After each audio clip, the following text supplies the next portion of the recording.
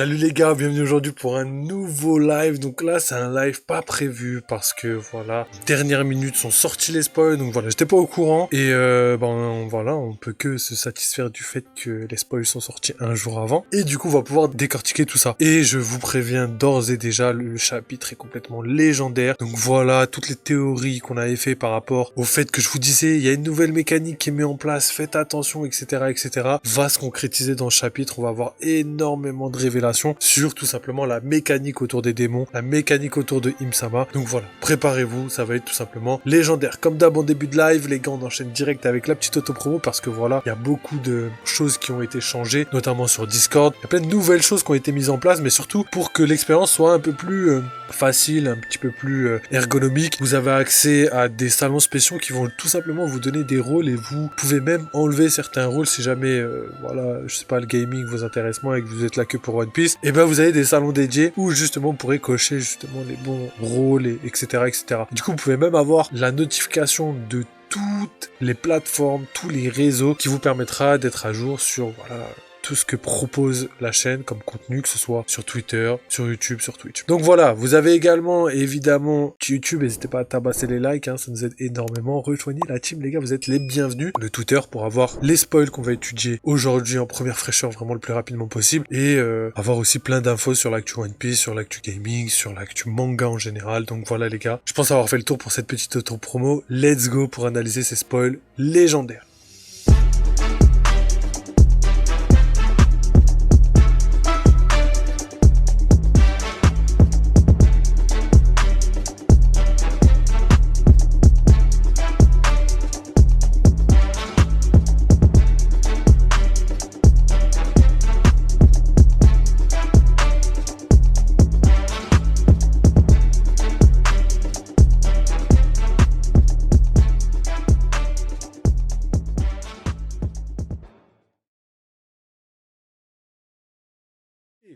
Donc c'est parti pour les spoils 1150. Donc voilà, le titre du chapitre s'appelle Domi Reversi. Voilà, un petit peu bizarre, mais je pense qu'on va très vite comprendre d'où vient le titre. Ok, donc les gars, on enchaîne directement avec la mini-aventure, donc l'histoire de couverture. Donc voilà, le pèlerinage de Yamato, je crois qu'on arrive au 34, je crois, si je me trompe pas. 34e épisode, donc voilà, on se rapproche petit à petit de la fin. Et là, du coup, on voit Yamato qui rend l'épée de Yasue au sanctuaire Enma à Akumai. Donc voilà, comme si toute cette mini-aventure, tu vois, commençait à prendre fin, parce que voilà, elle a accompli sa mission, récupérer le sabre, voilà, malgré toutes les péripéties, de l'emmener à bon port. Et il va pouvoir reposer en paix avec ses prédécesseurs. Donc voilà, je pense que c'est l'image aussi que veut montrer un petit peu la mini-aventure. Mais, encore une fois, le cliffhanger n'est toujours pas là, à mon sens. Je trouve qu'il manque quelque chose de intriguant. Et ça va arriver très bientôt. Donc on enchaîne directement avec la première phrase de ces spoils 1150. On a donc Imu Gunko qui déchaîne une énorme vague de haki des rois sur Elbaf qui assomme certains géants et certains enfants. Donc voilà, déjà, petite démonstration de puissance. Logique, Im-sama a bel et bien le haki des rois. Donc voilà, il y a plein de théories qui viennent d'être effacées sur le fait que peut-être que Imu est un enfant gâté, peut-être que Imu n'est pas très forte, peut-être que Imu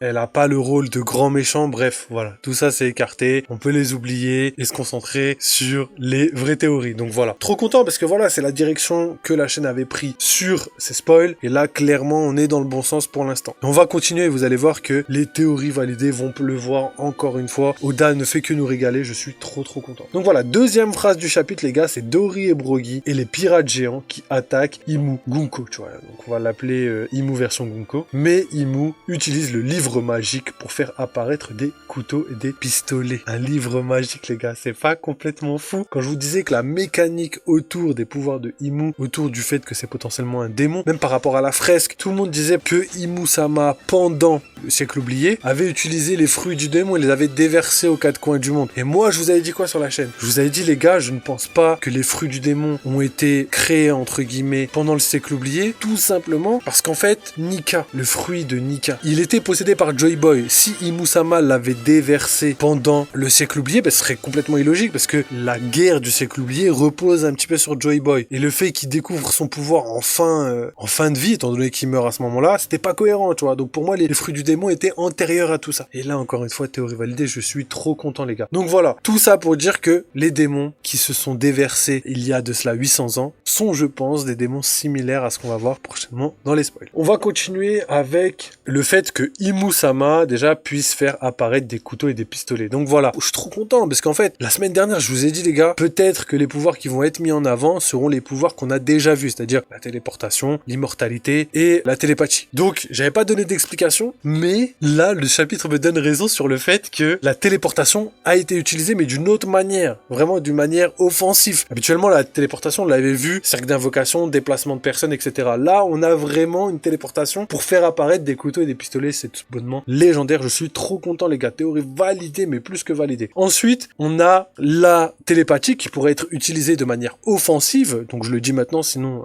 peut-être que ça va se réaliser avant que je puisse le dire. Donc là, cette fois-ci, peut-être de transmettre des idées, transmettre des images, un petit peu comme les théories qui tournaient autour de Mihawk pendant Marineford, où peut-être qu'il a transmis les images du fait que Luffy se fasse couper les bras à ce moment-là. Mais là, pour moi, ce serait quelque chose de similaire, mais peut-être des images atroces, des images fausses qui pourraient tout simplement nuire au combat, comme par exemple voir quelqu'un mourir, un peu de genjutsu, tu vois, pour faire très simple. Donc c'est quelque chose qui pourrait être utilisé de cette manière-là. Et la dernière, c'est l'immortalité. Donc là, cette fois-ci, l'immortalité, elle va être utilisée dans le chapitre de manière offensive. Et je vais vous expliquer pourquoi, même si je pense que vous l'aurez compris assez facilement à la fin de ces spoils. On continue, et là, cette fois-ci, on voit donc Imu qui poignarde et tire dans un des bras de Brogy. Et ensuite, elle continue avec « Comme Elbaf n'a pas de roi, Imu dit que Dory et Brogy doivent devenir les nouveaux rois. » Donc voilà, Imu qui a vraiment un grand intérêt pour tout ce qui est royauté. C'est un petit peu Game of Thrones dans la tête d'Imu. Elle va absolument mettre des rois partout, que ce soit ses ennemis, ses alliés,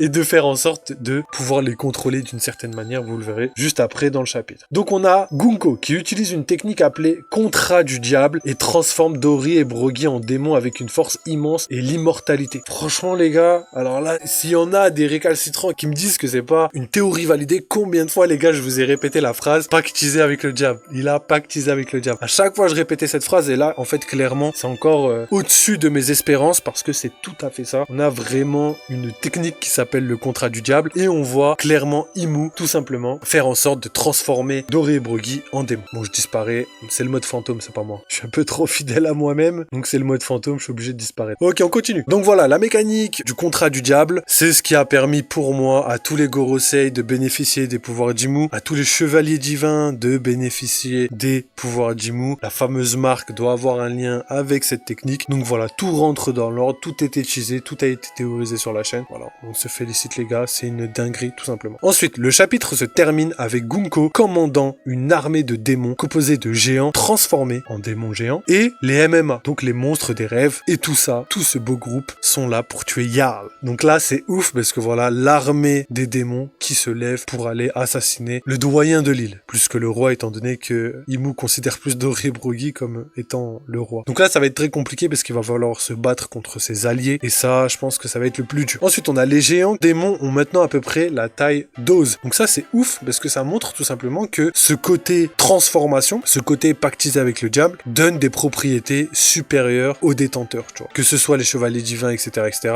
ou que ce soit les géants qui ont pactisé, eh ben, ils gagnent en puissance, entre guillemets, mais aussi, dans ce cas-là, en taille. Et je pense que ça marche aussi, mais dans les formes transformées. C'est-à-dire que le Gorosei, ils sont complètement gigantesques quand ils sont transformés, et je pense que ça vient de leur pouvoir lié au pacte qu'ils ont lié avec Imu. Et pareil, pour tout ce qui est chevalier divin, je pense qu'on va découvrir tout ça prochainement. Donc voilà, complètement ouf. Et en plus de ça, il n'y a pas de pause la semaine prochaine. Donc les gars, là, ça va être vraiment un freestyle d'Oda, où là, il a vraiment décidé de vraiment tout whip in. Et en plus de ça, ça me fait vraiment penser au mec qui écrit avec des flammes autour. Vous avez le même où justement, on dit que c'est souvent Oda qui est là en train d'écrire alors que tout est en train de brûler autour de lui. Et là, c'est vraiment ça. Ok, donc là, petite pause, on passe à l'analyse. Ok, donc elle va être très concise, très petite, parce que voilà, on a déjà tout dit dans la première partie, mais tout va tourner autour du pouvoir de Im-sama, qui tout simplement s'apparente à ce que je vous avais dit dans les précédents lives, mais aussi il y a très très longtemps, lors de l'attaque des Gorosei sur Egghead, parce que c'est là où on a eu tout simplement toutes les premières informations sur le côté démoniaque, donc toutes les premières mécaniques nouvelles qui ont fait leur apparition, je vous avais parlé de tout ça, et là ça commence à se concrétiser de plus en plus. Donc voilà, pour énumérer les pouvoirs de Im-sama, j'ai l'impression que Im-sama fait la démonstration toute simple des pouvoirs qu'on a déjà vus dans le manga, comme je l'ai dit juste avant. Donc voilà, la téléportation, l'immortalité, et évidemment la télépathie. Donc au niveau de l'immortalité, bah c'est simple, on prend l'immortalité, on l'insuffle à des gens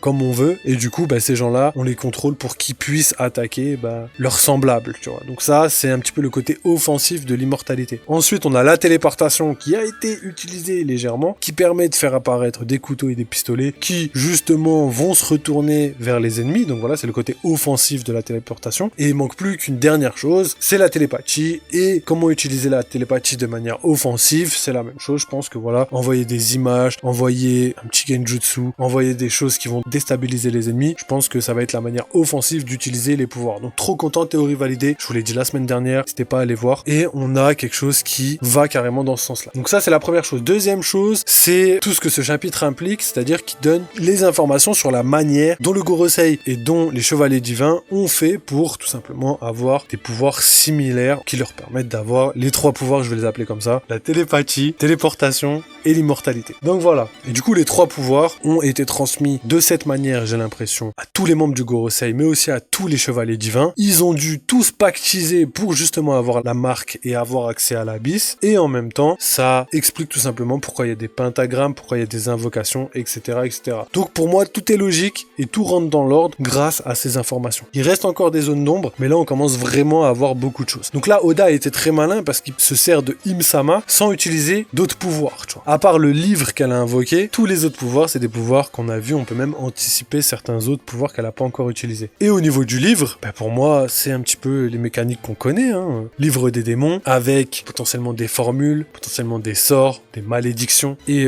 peut-être que la malédiction de tomber dans la mer et de plus pouvoir nager après avoir mangé un fruit du démon est dans ce livre. C'est quelque chose qui est vraiment probable. Peut-être qu'elle a maudit un arbre, peut-être qu'elle a maudit tous les fruits du démon un à un, mais je pense que le fait de ne pas pouvoir nager après avoir mangé un fruit du démon viendrait potentiellement de ce livre. Donc voilà. Pareil, au niveau des théories invalidées, donc voilà, il y en a eu beaucoup, hein, il y en a eu énormément, hein. Déjà toutes les théories où Imusama serait un enfant, serait faible, etc., etc., ça on peut les écarter. Donc voilà, dans ce livre on peut y retrouver plein de malédictions, mais potentiellement d'autres choses, hein. Donc voilà, il doit y avoir les pactes, il doit y avoir aussi des choses qui permettent de donner des pouvoirs, d'octroyer des pouvoirs au-delà des pactes, comme par exemple le fait de faire grossir des personnes, de potentiellement transmettre certains pouvoirs de fruits du démon, même si j'en doute en fait. Pour moi, il faut séparer les fruits du démon et le pouvoir d'Imusama. Je pense que c'est deux choses différentes. Les fruits du démon sont un pouvoir lié aux fruits, c'est ce qui permet une cohésion et une cohérence dans One Piece au niveau des pouvoirs, et le pouvoir de Im-sama est différent parce que, on va dire, il est au-dessus des fruits du démon d'une certaine manière, mais il est pas non plus divin. Elle peut pas retirer un fruit, le changer, le donner, etc. Je pense que ça, c'est quelque chose de beaucoup plus difficile par rapport à ça. Et après, au niveau des mécaniques qu'on a appris, qui sont nouvelles, sans parler de celles que j'ai déjà énoncées plus tôt, on a donc les fameuses transformations qui permettent aux géants d'être des démons, mais aussi qui permettent de les transformer et de le faire devenir plus grand. Ça me fait penser un petit peu au monstre qui est sur la fresque, qui est bien plus grand qu'un géant, bien plus grand que le prince des géants, qui lui fait la taille d'un ose, donc par extension plus grand qu'un ose, hein. Peut-être 100 mètres, peut-être 150 mètres. Ça, c'est des choses qui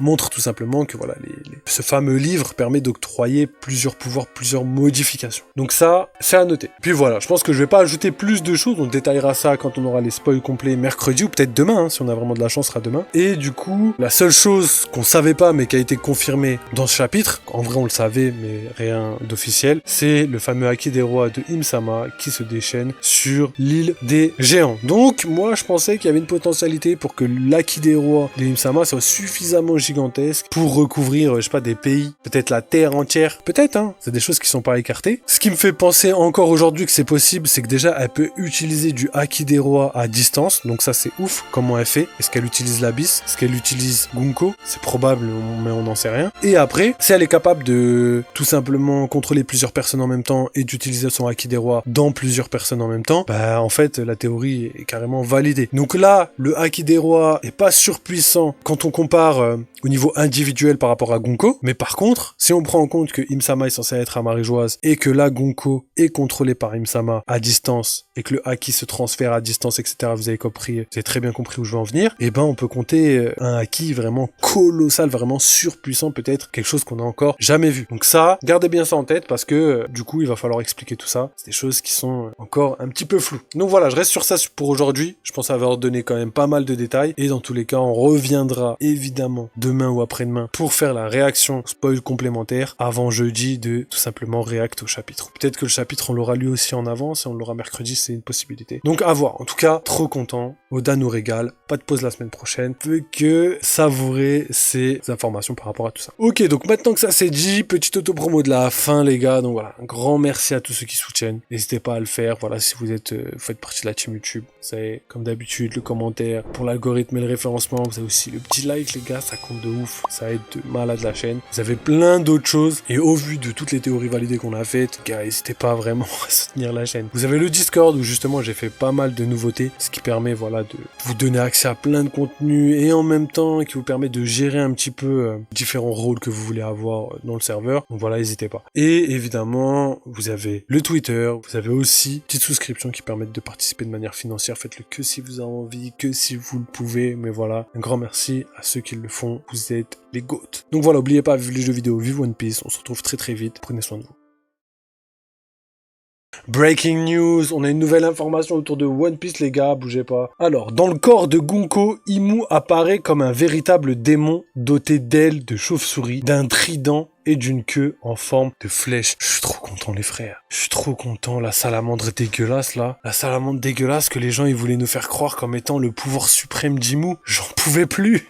Et c'est vrai les gars, en fait je suis pas surpris parce que j'avais vu un indice de spoil où justement ils avaient mis une photo d'un diable volant. Vous voyez un diable qui se tient comme ça là, genre un peu en mode il se laisse aller, il a les ailes ouvertes comme ça et la photo c'était ça. Donc 2 ailes de démon et en mode je me laisse aller parce que je suis un démon légendaire. Quand t'as parlé de transformation en démon, il faut aussi noter que les transformations sont réelles, c'est-à-dire que Dory et Brogy sont plus gros, mais ils sont en mode démoniaque, exactement comme dans la fresque. Après, je dis exactement, ce sera pas exactement, mais bon, logiquement, il y a les ailes, logiquement, il y a le trident des petits diables, tu vois. Donc, en fait, tout rentre dans l'ordre, tous les liens avec la Bible, les fruits du démon, le fruit défendu, Imu-sama, le diable, le serpent, etc., tout ce que tu veux. Je pense que tout va prendre sens très prochainement, mais c'est des choses qu'il fallait anticiper. Et je suis trop content parce que c'est notre théorie. Pour moi, c'était soit le diable, comme on l'a toujours dit, soit les Umibozo, parce que peut-être que Oda voulait se rapprocher de la mythologie japonaise. Mais en tout cas, ce qui était sûr, c'est que le diable, c'était en haut de la liste des prévisions. Et trop content les gars. Franchement, une masterclass.